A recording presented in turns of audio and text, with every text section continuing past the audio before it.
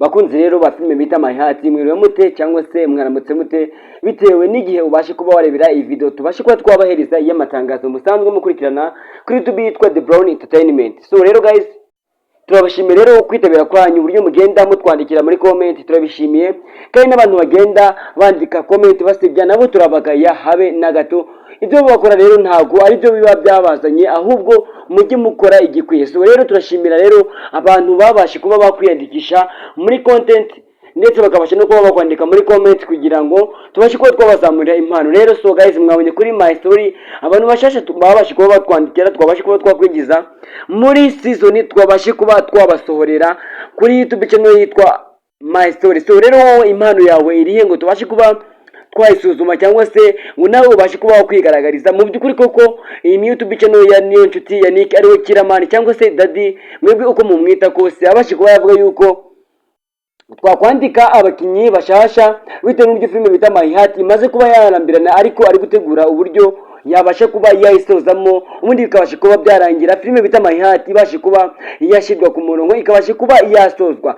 So rero murabona ko imaze iminsi 12 itarabasha kuba yasohoka ngo mubashe kuba mwayibona, ariko ni icyo kibazo rero ikubasha kuba yategurwa ngo ibashe kuba yarangira mu episode nka 30 cyangwa se ama episode 50 kugira ngo filime yanyu bita My Heart ibashe kuba yasozwa, ubundi abashe kuba haza season nshasha nk'uko musanzwe mubona abandi bagenda basohora izindi season nshasha.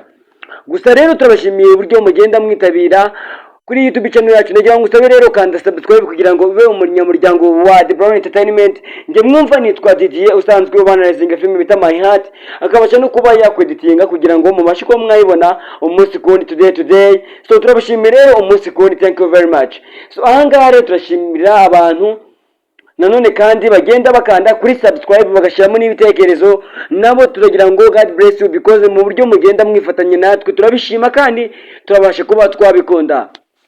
Gusa rero guys, dushimire kandi tunanenga abantu bagenda bandika muri comment ndetse babasha no kuba basebya ibi bikorwa, tubabwira ngo iyo ni discipline nkeya, icyo ushaka kuba wavuga ubasha kuba wagicisha muri comment. So mbibutse ko rero nanjye nazanywe na niyo nshuti ya Nick.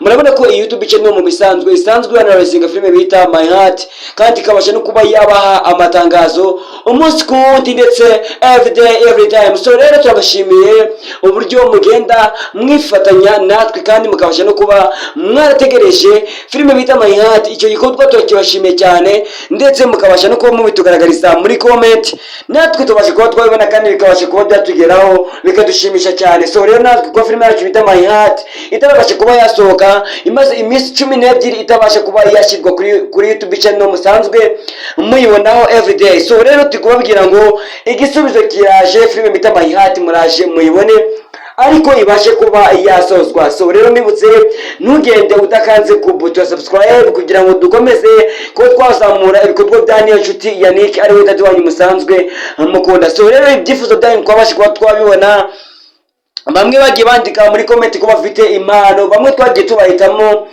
twagiye dufata ama email yabo tukabasha kuba twabandikira, bakabasha kuba baduha nimero yabo bakatubwira aho bahereye, tukabasha kuba twajya kubashaka ubundi tukabasha kuba twamenyeza muri YouTube channel ndetse mu mafilime twabasha kuba twateguye. So rero My Story mwabonye ko irimo abantu bashasha babasha kuba bakwinjiramo bitewe n'uburyo babasha kuba banyuze kuri uwo muyoboro.